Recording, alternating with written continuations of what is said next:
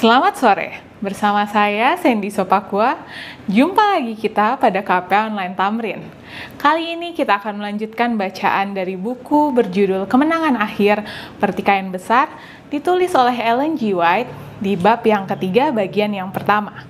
Mari sama-sama kita ikuti bacaannya, namun sebelumnya mari sama-sama kita berdoa. Bapa kami di surga, terima kasih Bapa atas berkat-Mu hingga sampai pada hari ini. Sekarang kami akan melanjutkan kembali pelajaran-Mu ya Bapa. Kiranya berkatilah dengan kami mempelajari pelajaran ini membuat kami lebih dekat lagi dan percaya kepada-Mu ya Bapa. Terima kasih Bapa sudah mendengar menjawab doa kami. Dalam nama Yesus, Juru Selamat dan Penebus kami. Amin.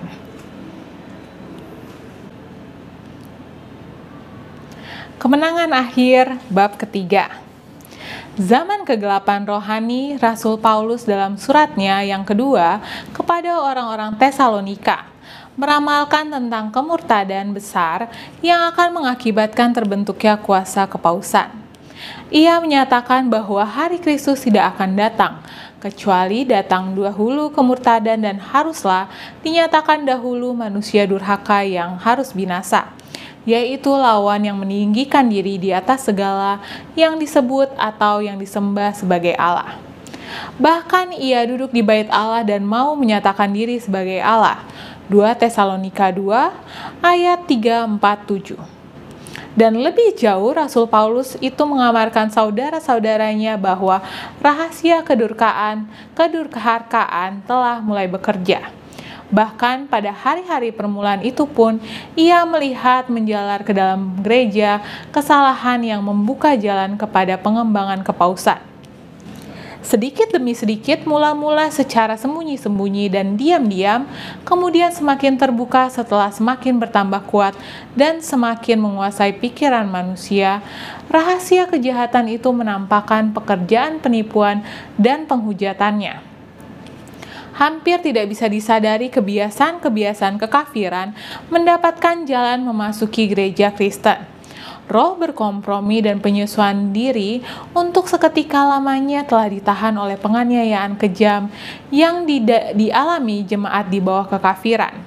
Tetapi sementara penganiayaan terhenti dan kekristenan memasuki pengadilan dan istana-istana raja-raja, jemaat itu telah meninggalkan kerendahan dan kesederhanaan Kristus dan rasul-rasulnya, dan menggantikannya dengan kesombongan dan keangkuhan imam-imam kafir dan para penguasa. Dan tuntutan Allah diganti dengan teori-teori dan tradisi manusia.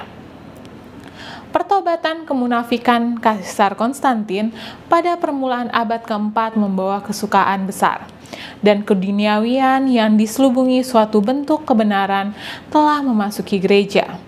Sekarang, pekerjaan yang korup berkembang dengan pesat. Kekafiran yang nampaknya akan kalah, akhirnya menjadi pemenang. Roh kekafiran menguasai jemaat. Ajarannya, upacara-upacaranya, dan tahayul telah digabungkan ke dalam perbaktian orang-orang yang mengaku pengikut Kristus. Kompromi antara kekafiran dan kekristenan mengakibatkan berkembangnya manusia durhaka yang diramalkan di dalam nubuatan sebagai yang melawan dan yang meninggikan dirinya melebihi Allah. Sistem raksasa agama palsu itu adalah buah karya kuasa setan, sebagai monumen usahanya untuk mendudukan dirinya sendiri di atas tahta untuk memerintah dunia ini menuruti kehendaknya. Setan pernah berusaha untuk membentuk suatu kompromi dengan Kristus. Ia mendatangi anak Allah di padang gurun pencobaan dan menunjukkan kepadanya semua kerajaan dunia ini serta kemuliaannya. Ia akan memberikan semuanya itu kepadanya jikalau saja ia mengakui supremasi raja kegelapan itu. Yesus menghardik penggoda yang keterlaluan itu dan mengusirnya pergi.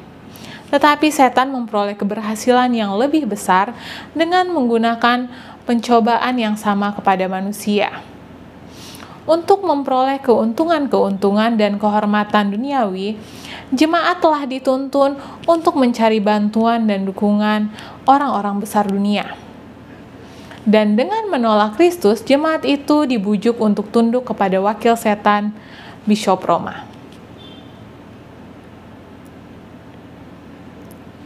Salah satu doktrin utama Romanisme ialah bahwa Paus adalah kepala gereja Kristus yang universal dan kelihatan, yang diberi kuasa utama mengatasi semua bishop dan pendeta di seluruh bagian dunia ini. Lebih dari itu, Paus telah diberi satu-satunya gelar keilahian.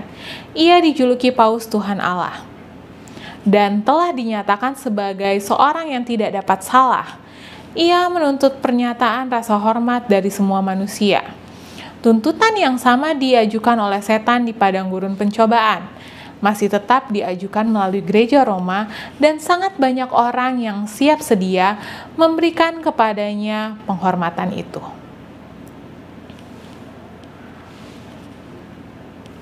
Tetapi orang-orang yang takut dan menghormati Allah menghadapi asumsi ini dengan keberanian surgawi. Sebagaimana Kristus menghadapi kebujukan licik musuh itu, engkau harus menyembah Tuhan Allahmu, dan hanya kepada Dia sajalah engkau berbakti. Lukas 4 ayat 8. Allah tidak pernah memberi isyarat di dalam firman-Nya yang Ia telah menunjuk seorang menjadi kepala gereja. Ajaran atau doktrin mengenai supremasi kepausan adalah bertentangan langsung dengan pengajaran Alkitab.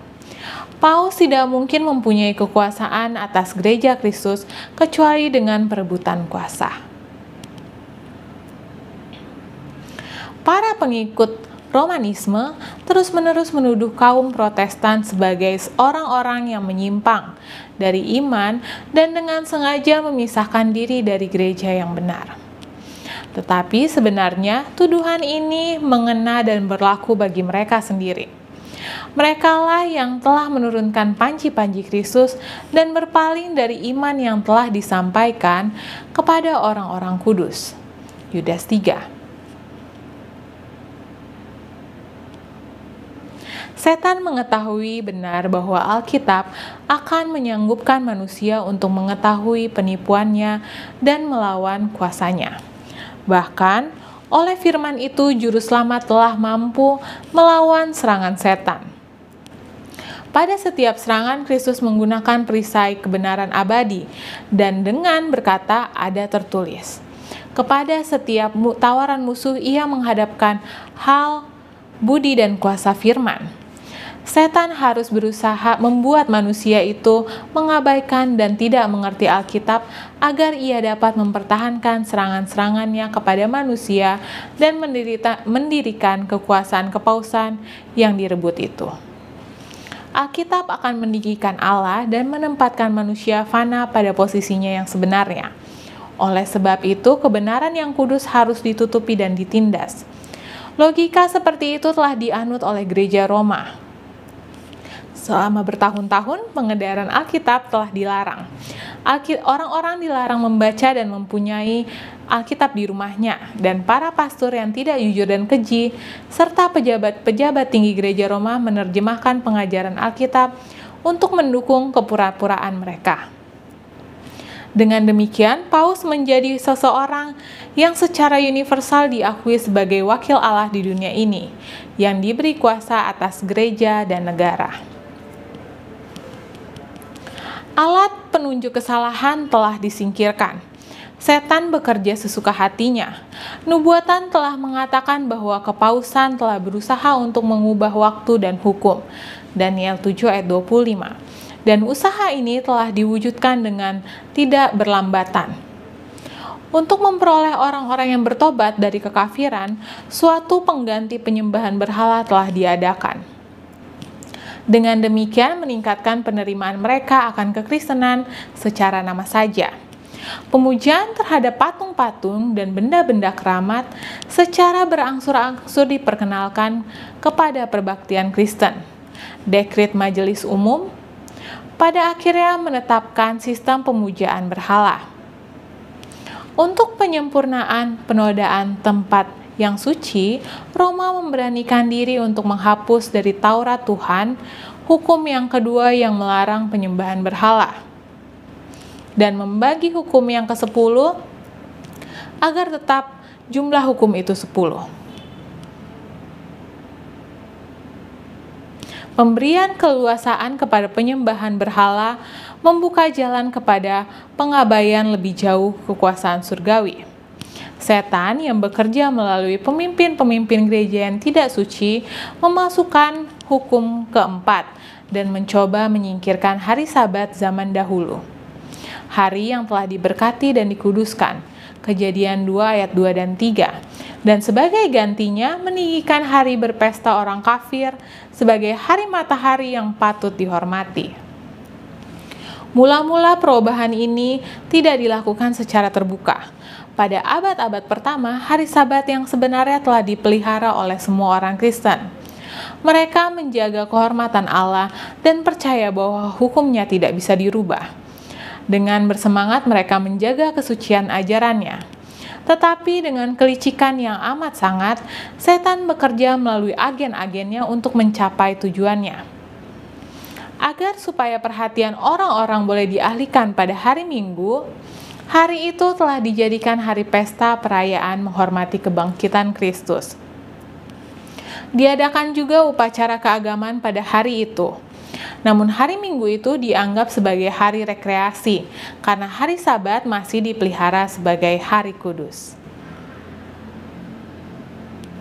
Untuk mempersiapkan jalan bagi pekerjaan yang telah ditetapkan untuk dicapai, setan telah menuntun orang-orang Yahudi sebelum kedatangan Kristus untuk membebani pemeliharaan hari Sabat dengan ketetapan yang sangat ketat, sehingga membuat pemeliharaan hari Sabat itu sebagai suatu beban. Sekarang dengan mengambil keuntungan dari terang palsu yang mengharuskan pemeliharaan itu, ia melemparkan cemooh pada hari itu sebagai lembaga Yahudi. Sementara orang-orang Kristen umumnya terus memelihara hari Minggu, hari pesta kesukaan itu, ia menuntun mereka untuk membenci Yudaisme dan menjadikan hari Sabat suatu hari berpuasa, hari kesedihan dan kemurungan. Pada permulaan abad keempat, Kaisar Konstantin mengeluarkan suatu dekret yang membuat hari Minggu menjadi hari perayaan umum di seluruh Kekaisaran Romawi. Hari matahari itulah dipuja oleh orang-orang kafir dan telah dihormati oleh orang-orang Kristen. Adalah kebijakan kaisar untuk mempersatukan kepentingan yang bertentangan antara kekafiran dan kekristenan. Ia telah didorong untuk melakukan ini oleh para bishop gereja, yang diilhami oleh ambisi dan kehausan akan kekuasaan dengan pertimbangan, jika hari yang sama dipelihara oleh orang Kristen ataupun orang kafir, maka akan meningkatkan penerimaan orang kafir terhadap kekristenan, dan dengan demikian memajukan kuasa dan kemuliaan gereja. Tetapi sementara banyak orang-orang Kristen yang takut akan Allah secara berangsur-angsur dituntun untuk menganggap hari Minggu sebagai hari yang mempunyai tingkat kekudusan. Mereka masih tetap berpegang pada hari Sabat yang benar sebagai hari kudus Allah dan memelihara sebagai penuntutan kepada hukum keempat. Penipu ulung itu belum menyelesaikan pekerjaannya. Ia telah bertekad untuk mengumpulkan dunia Kristen di bawah panji-panjinya dan menjalankan kuasanya melalui wakilnya. Paus yang angkuh, ia mengatakan dirinya sebagai wakil Kristus. Melalui orang-orang kafir yang setengah bertobat, imam-imam yang ambisius dan orang-orang gereja yang mengasihi dunia ini, ia mencapai maksud dan tujuannya. Musyawarah-musyawarah akbar telah diadakan dari waktu ke waktu, di mana pejabat-pejabat tinggi gereja dari seluruh dunia diundang untuk berkumpul. Di dalam hampir semua musyawarah, hari Sabat yang telah ditetapkan oleh Allah telah ditekan dan semakin direndahkan, sementara hari Minggu semakin ditinggikan.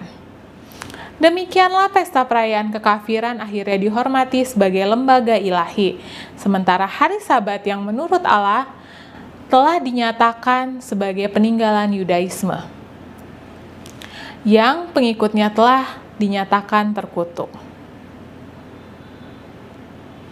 Yang murtad itu telah berhasil meninggikan dirinya sendiri di atas segala yang disebut atau yang disembah sebagai Allah. 2 Tesalonika 2 ayat 4. Ia telah mengganti ajaran hukum ilahi yang menunjukkan semua umat kepada Allah yang benar dan hidup itu.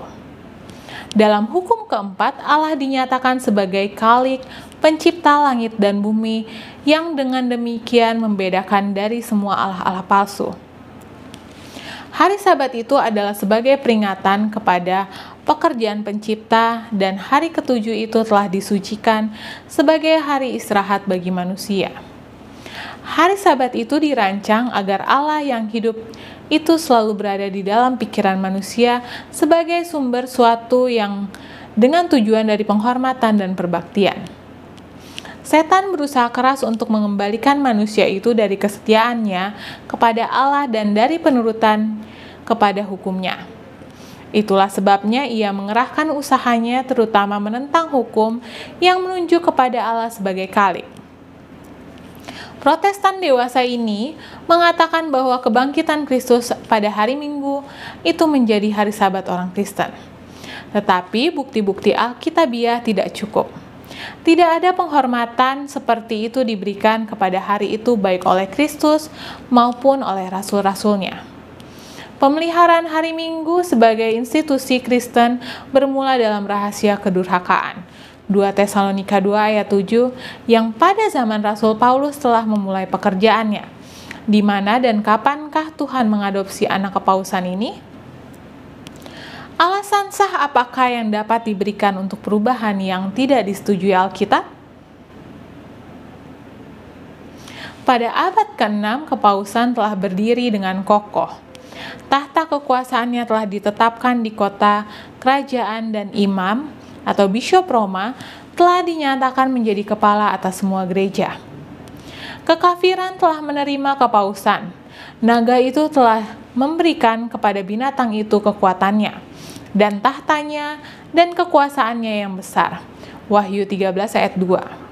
Dan pada waktu dimulai masa 120 tahun penindasan, kepausan yang telah diramalkan dalam nubuatan Daniel dan Wahyu. Daniel 7 ayat 25, Wahyu 13 ayat 5 sampai 7.